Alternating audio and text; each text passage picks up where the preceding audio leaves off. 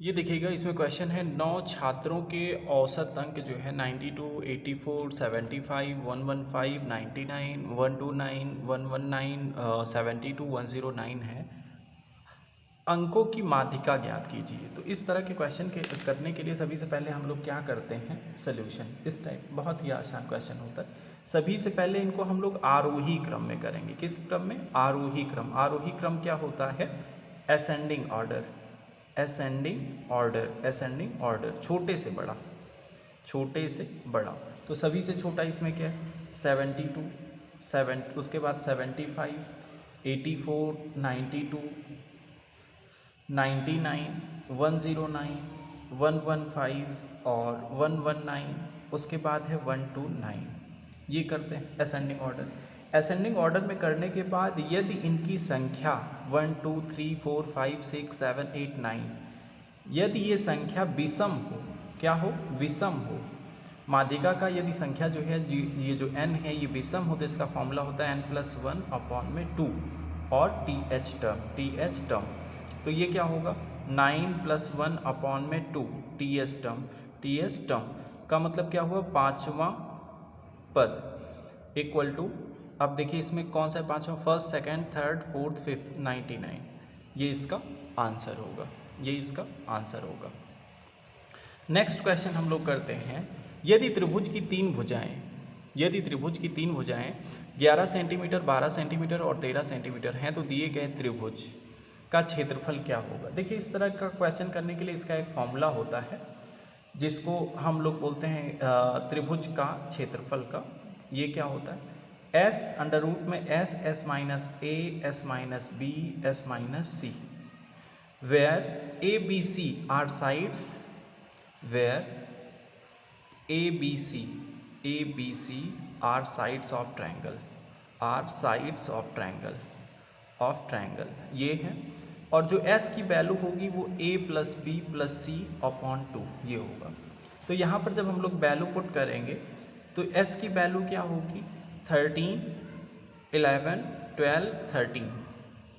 ये कितना होगा? 25 और 11, 36। 36 का हाफ करेंगे, कितना आएगा? 18। 18 माइनस में 11, 18 माइनस में 12, 18 माइनस में 13। इसको सॉल्व करेंगे, ये क्या होगा? 18, 7, 6, 5। इसको हम लोग राइट कर सकते हैं 6 इंटू में 3, इंटू में 7, इंटू में 6, इंटू में 5। यहाँ पे देखिए केवल 6 का पेयर बन रहा है, 6 बाहर आ जाएगा। 6 और अंडर रूट में ये 5, 3 सा 15, 7 सा 105। ये इसका ऑप्शन जो है, ये 4 जो है बिल्कुल सही हो जाएगा। बहुत ही आसान है। नेक्स्ट क्वेश्चन है, यदि एक आयत की लंबाई 7 सेंटीमीटर और आयत का विकर्ण 25 सेंटीमीटर है, आयत का क्षेत्रफल ज्ञात कीजिए। देखिए, इस तरह के क्वेश्चन को करने के लिए हम लोग क्या जानते हैं? ये है आयत हमारा, ये है आयत, ये लंबाई है, ये चौड़ाई। अब ये जो विकर्ण होता है, इसमें पाइथागोरियन थ्योरम लगता है। क्या? कर्ण, जो ये विकर्ण है, विकर्ण का स्क्वायर इक्वल टू ये लंबाई का स्क्वायर प्लस में चौड़ाई का स्क्वायर, ये इसके इक्वल होता है। तो यहाँ पर दिया गया है कि लंबाई जो है, यहाँ पर देखिएगा विकर्ण दिया गया कितना है? विकर्ण 25 है, तो 25 का स्क्वायर इक्वल टू लंबाई कितनी दी गई? 7, 7 का स्क्वायर प्लस चौड़ाई का स्क्वायर।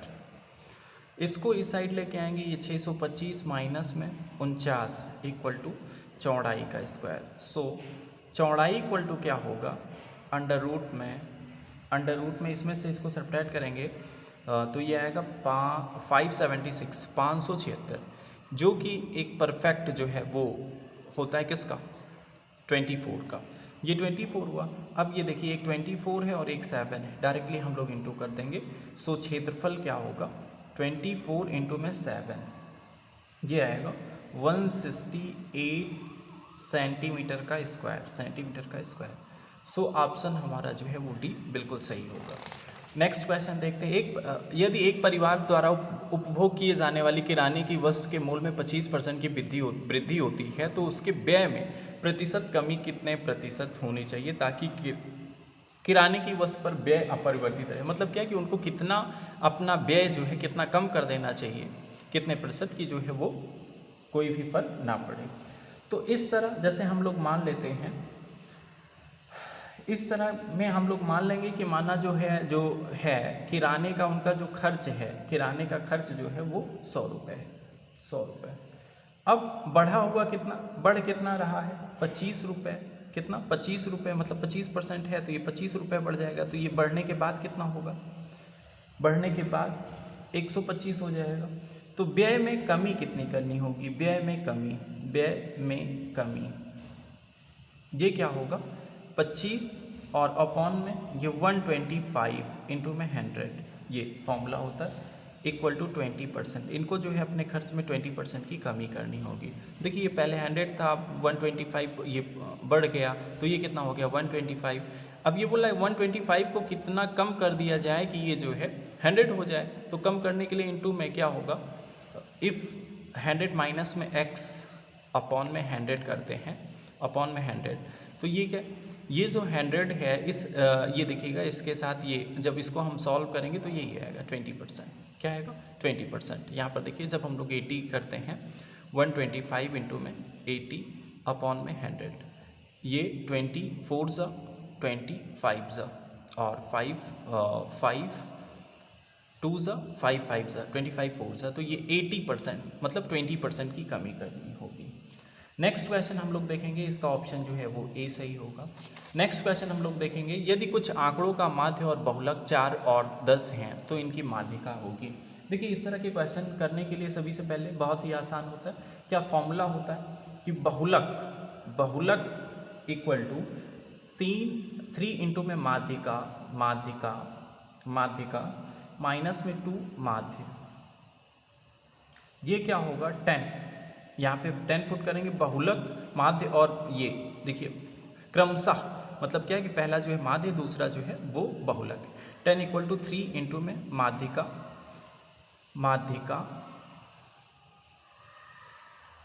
माइनस में 2 इंटू में माध्य की वैल्यू क्या है 4, तो ये 10 प्लस 8 इक्वल टू 3 इंटू में माध्यिका। सो 3 से ये कैंसिल करेंगे, ये 6 आएगा, क्या आएगा, इसको हम लोग लिखेंगे 18, ये 3 से कैंसिल होगा, कितना आएगा 6। तो माध्यिका जो है वो क्या होगी, माध्यिका वो 6 होगी। बिल्कुल आसान है, बस केवल प्रैक्टिस की ज़रूरत होती है इसमें।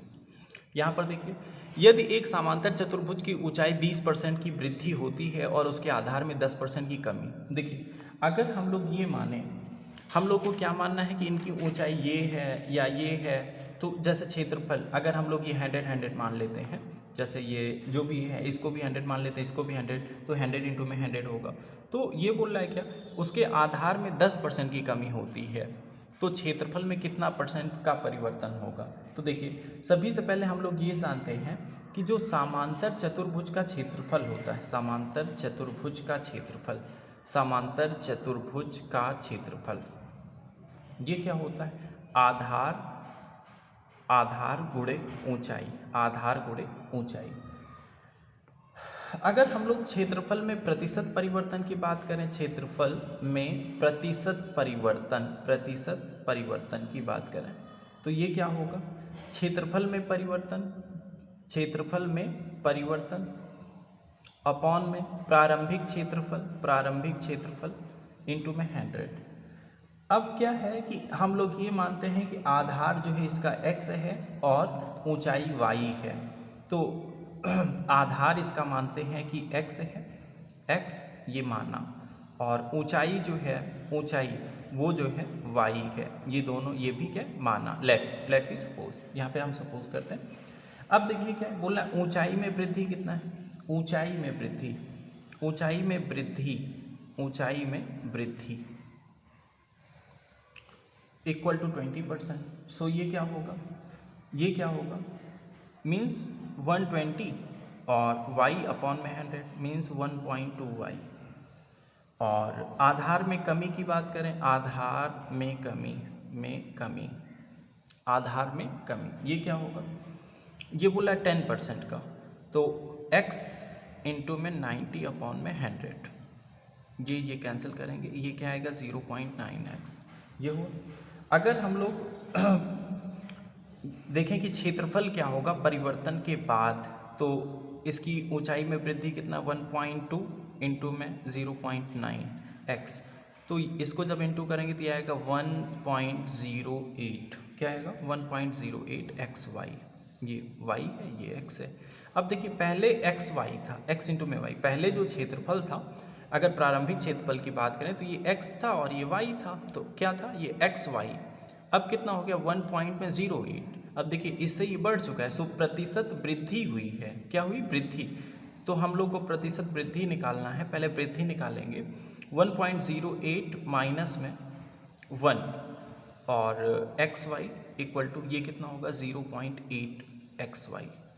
अब परसेंटेज ऑफ वृद्धि निकालेंगे, प्रतिशत वृद्धि ये कितना होगा 0.8xy अपॉन में xy था इंटू में 100, xy इसको करेंगे क्या आएगा 8% की वृद्धि हुई है। सो हमारा ऑप्शन जो है वो डी सही होगा। क्वेश्चन नंबर 7 की बात करते हैं, एक वर्ग और एक वृत्त के परिमाप समान हैं। देखिए सोल्यूशन क्या बोल रहा है, परिमाप समान है, वर्ग का क्या होता है 4a इक्वल टू वृत्त का क्या होता है 2πr, क्या होता है 2πr, 2 से कैंसिल करेंगे 2 2 सा, ये क्या होगा 2a equal to πr, so a equal to क्या होगा πr अपॉन 2, ये हो बोल रहा है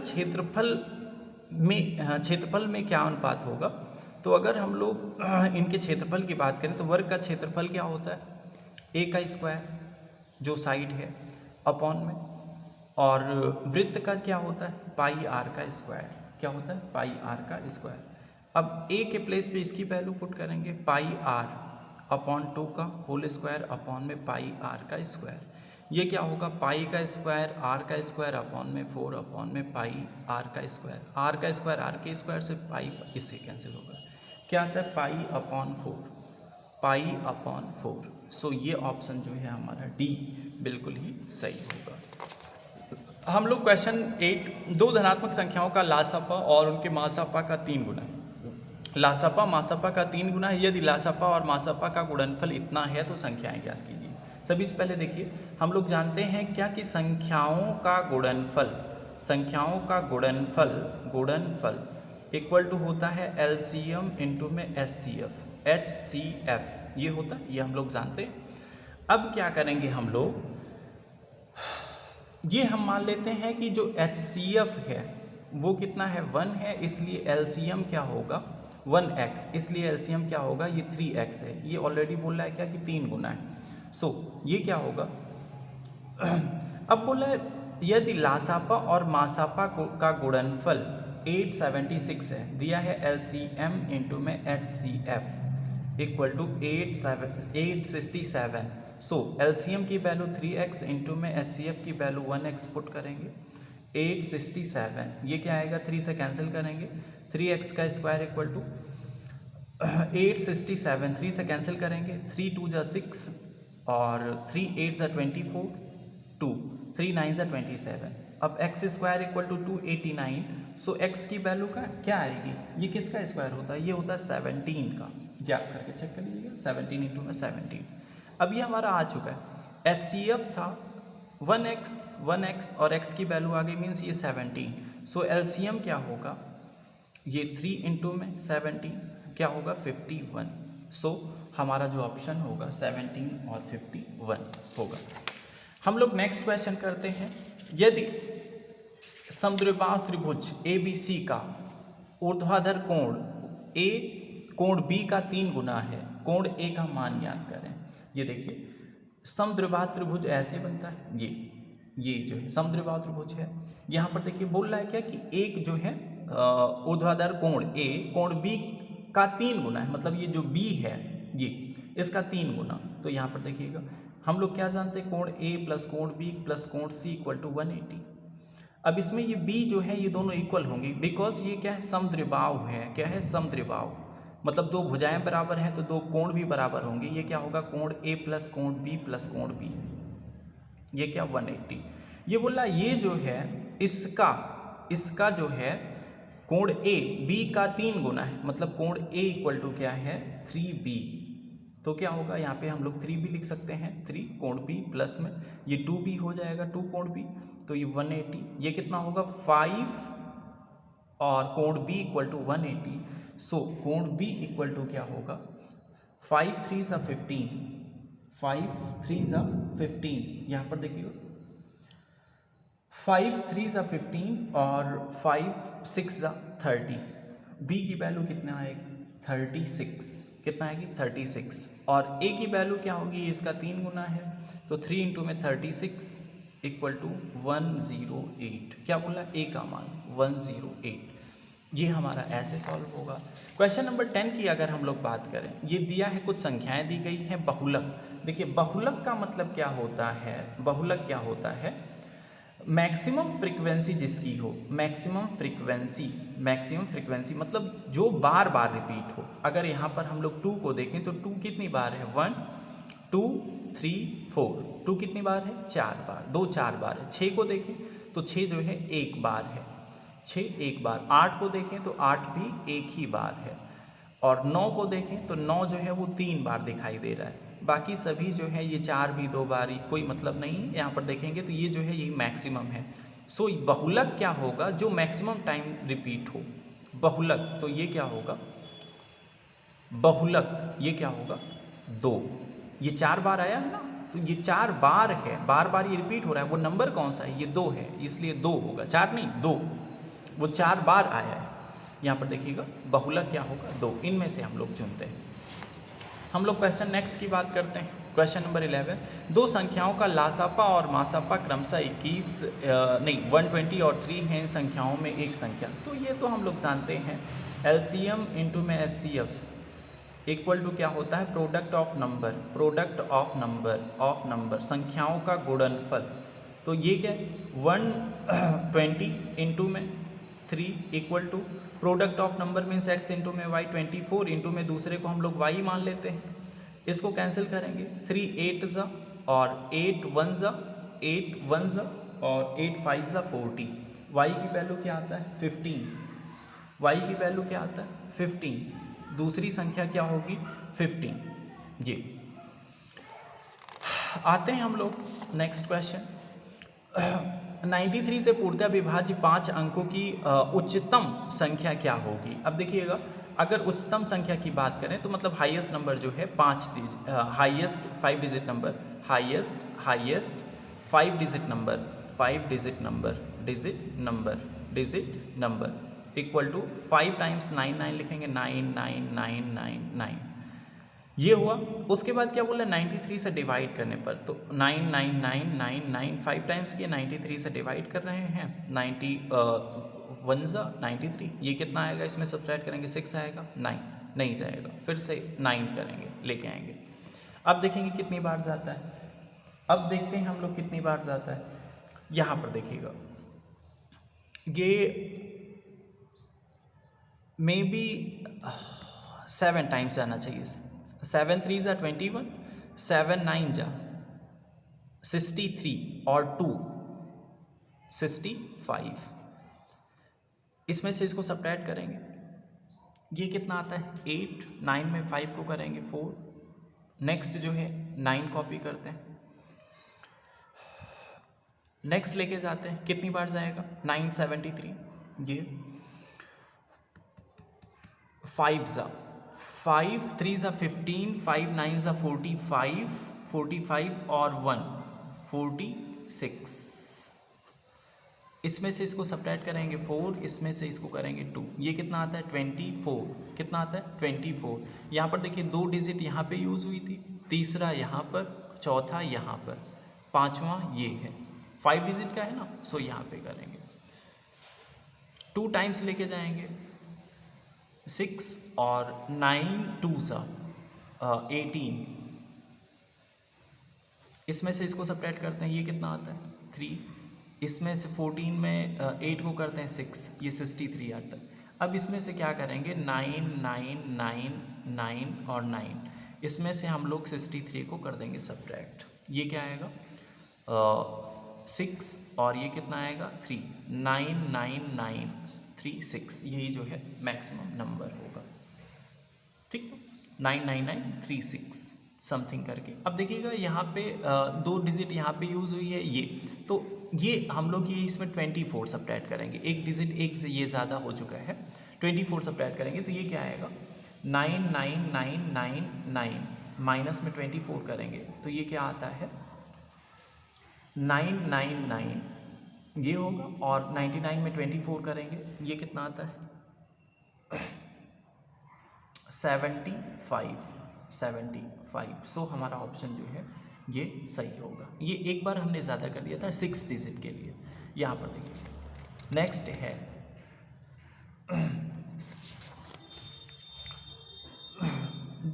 समद्विबाहु त्रिभुज का आधार जो है 7 सेंटीमीटर, इसका परिमाप 23 सेंटीमीटर, प्रत्येक बराबर भुजा की लंबाई की गणना कीजिए। यहाँ पर देखिएगा तो इस तरह के क्वेश्चन को करने के लिए मतलब क्या कि अगर हम लोग परिमाप की बात करें, समद्विबाहु त्रिभुज है तो a plus B plus B A plus B equal to कितना होता है, ये यही इसका परिमाप होता है, परिमाप यही इसका होता है। So a plus two B equal to कितना दिया 23। सो a की वैल्यू क्या 7, b की वैल्यू क्या यहाँ पर देखिए दिया गया, b की वैल्यू क्या फाइंड करना है 23। So 2b equal to 2, angle b equal to 16। So angle b मतलब क्या कि ये साइड्स हैं, एंगल नहीं, ये b है, मेरी बात को समझना है, ये b है, ये एंगल नहीं, परिमाप है, ये लेंथ ऑफ साइड है। b इक्वल टू क्या होगा ये 8, क्या होगा b की वैल्यू क्या आएगी 8 सेंटीमीटर। सो हमारा ऑप्शन जो है ये सही होगा। अगर हम लोग क्वेश्चन नंबर 14 की बात करें, एक अर्धवृत्त का परिमाप जो है 25 पॉइंट में 7 सेंटीमीटर, इसका व्यास क्या होगा। तो अर्धवृत्त का परिमाप क्या होगा, परिमाप किसका अर्धवृत्त का परिमाप जो है इसका होता है पाई आर। ये देखिए अर्धवृत्त ये होता है, ये इस तरीके से होता है। तो इसका कंप्लीटली अगर पूर्ण वृत्त की बात करें, ये कंप्लीटली जो वृत्त है तो इसका 2 पाई आर होता है। तो ये इसका हाफ ही है तो इसका ये पाई आर होगा, और प्लस ये जो है इसका जो ये डायमीटर, तो ये क्या प्लस 2r। अब देखिएगा ये परिमाप कितना दिया है plus 2r, pi R plus 2r, pi R plus 2r, इसका जो है ये होगा पाई आर, इसका हाफ। अब यहाँ पर देखिएगा इसकी वैल्यू दी गई है 25 पॉइंट में समथिंग, तो यहाँ पर हम लोग r को कॉमन करेंगे, pi plus 2 equal to 25 point में 7। r की वैल्यू क्या आती है 25 पॉइंट में 7 अपॉन में, यहाँ पे पाई की वैल्यू क्या होती 3.14 और प्लस में 2 मतलब क्या 5 पॉइंट में 14, 25.7 अपॉन में 5.14। जब इसको हम लोग डिवाइड करते हैं, ये देखिए 14 5 70, ये 5 टाइम्स जाएगा।